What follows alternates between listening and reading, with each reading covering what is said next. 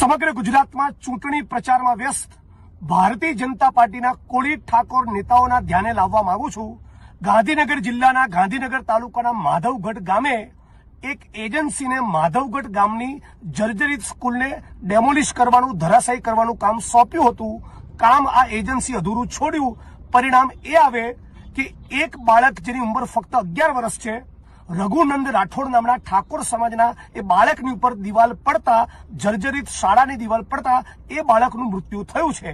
22 કલાકનો સમય થયો, એ બાળકની લાશ ગાંધીનગર સિવિલ હોસ્પિટલમાં પડી છે। ભારતીય જનતા પાર્ટીનો એક પણ નેતા ત્યાં ડોકાવા ગયો નથી।